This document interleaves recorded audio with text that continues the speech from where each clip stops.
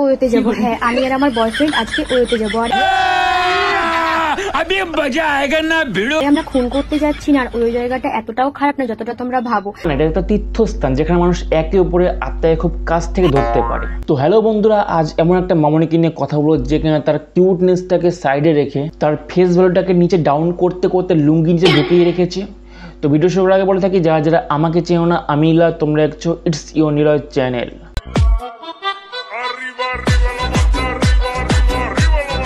ভাবো, ওর সঙ্গে আমার 3 থেকে 4 দিন ঝগড়া হয়েছিল। আমি ওর ফোনটা রিসিভও করিনি, কথাও বলিনি ওর সঙ্গে। ও হঠাৎ করে আজকে সকালেই আমাকে ফোন করে বললো, বাবু তুমি তাড়াতাড়ি রেডি হও, আমি রুম বুক করেছি, আমরা আজকে ওয়োতে যাব। হ্যাঁ, তোমরা বুঝতে পেরেছো যে ঝামেলাগুলো শুধু মন ভাঙে না, মাঝে মাঝে হোটেলের বেডও ভাঙে।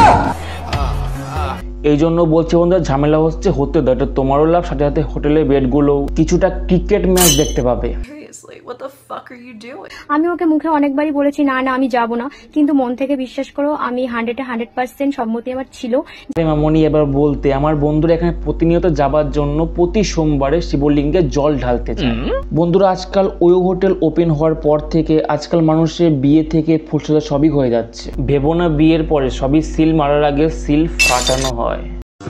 সো হেই গাইস, পেছনে দেখতে পাচ্ছ কি, এটা হচ্ছে ফ্ল্যাট। এটা আমার বাবা রিসেন্টলি কিনেছে, আর এই ফ্ল্যাটটা আমার বাবা কিনেছে শুধুমাত্র আমার জন্য। আর আজকে থেকে আমরা এখানে শিফট হয়ে যাব। হ্যাঁ, তোমার বাবা অত্যাধিক ধনী মানুষ, পৃথিবীর সবকিছু দামি দামি জিনিসগুলো তোমার বাবা কিনতে পারে। শুধু ওই অভিশপ্ত রাতে তোমার বাবার একটা বেলুন কেনার সামর্থ্য হয়নি, তাহলে তোমার বাবাকে আর এই দিনটা দেখতে হতো না।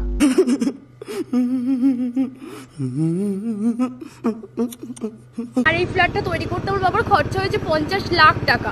ও মা, তাই নাকি? অনেক সস্তায় পেয়ে গেছে। আমি ভেবেছি 50 কোটি টাকা হবে। ফ্ল্যাটে ঢুকে একটু ধূপমুচি কম কম লাগে না? তোমার ওই ফ্ল্যাটের ছাদ পুড়ে তোমার বাবার পদে এসে পড়বে। রাহুল রাহুল, তুমি ধৈর্যের সীমা পার করে ফেলেছো। আমি স্নান করে নাইটি পরবো, তুমি আমার নাইটিটা চুরি করে নিয়ে গেছো। আহা, কি কষ্ট। আসলে কি বলতো, রাহুল একটু কৃষ্ণ কৃষ্ণ প্রেম জেগেছিল, কিংবা নিতে এসছিল ছোট জিনিস, হয়তো ভুলে নিয়ে গেছে বড় জিনিস। আমি রেডি হয়েছি, দেখতে পাচ্ছ। আমি পুলিশে তোমার নামে কমপ্লেন লেখাতে যাচ্ছি। আরে মামনি, এই ভুলটা ভুলেও করো না, কারণ এখনকার কৃষ্ণ আর আগের কৃষ্ণর মধ্যে অনেক তফাৎ। কারণ শ্রীকৃষ্ণ সময় বাঁশি ফু দিয়ে থাকতো, এখনকার কৃষ্ণ সব বাঁশি টেনে। আর এখন তো কলিযুগ, তাই এই কলিযুগে শ্রীকৃষ্ণ ওই ময়ূরের উপরে চলে না। তাই তুমি যদি একটা সামান্য একটা নাইটির জন্য এত বড় শাস্তি দাও, তুমি বুঝতে পারছো তোমার উপর দিয়ে কি কি যাবে। সো হেই গাইস, আমার বাবা কালকে থাইল্যান্ড গেছিল। থাইল্যান্ড থেকে ফেরার পথে আমার জন্য দামি মেকআপ বক্সটা নিয়ে এসেছে। আরে চোখের পানিতে বোকটা বাইসা যায়। যেমন মেয়ে তার তেমন বাবা, তো এর থেকে বেশি থাইল্যান্ড থেকে আর কি আনতে পারে। আমাদের এদেশে এই মেকআপ বক্সটার দাম হচ্ছে 20,000 টাকা।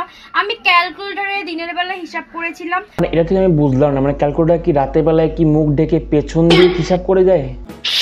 অবশ্যই কমেন্ট করে জানাইও। দেখো মেকআপ বক্সটা। আচ্ছা, রিভিউ চাইছো, ওকে দিচ্ছি। তুমি যে ভিডিওগুলো বানাচ্ছ বা যেগুলো আপলোড করছো সব ঠিক আছে, কিন্তু তুমি কি কমেন্ট বক্সটা খুলে দেখো না? মানে তুমি যে ভিডিও বানাচ্ছ, দুদিন পর যদি কোনো ছেলে বাইরে লোক তোমাকে দেখতে আসে, তাহলে তো তাদের মাস্ক পরে থাকবে, যাতে তোমার এই ছ্যাবলা মার্কা ভাইরাস তাদের মধ্যে চলে না যায়। সঠিক বলেছে। তাই বলছি ভালো হয়ে যাও, দরকার পড়লে একবার মাথার ডাক্তার দেখা, তবু ভালো হয়ে যাও। তো বন্ধুরা, আজকের ভিডিওটা এই পর্যন্তই। কেমন হলো জানিও, আর নতুন হলে চ্যানেলটা সাবস্ক্রাইব করে দিও। বাই।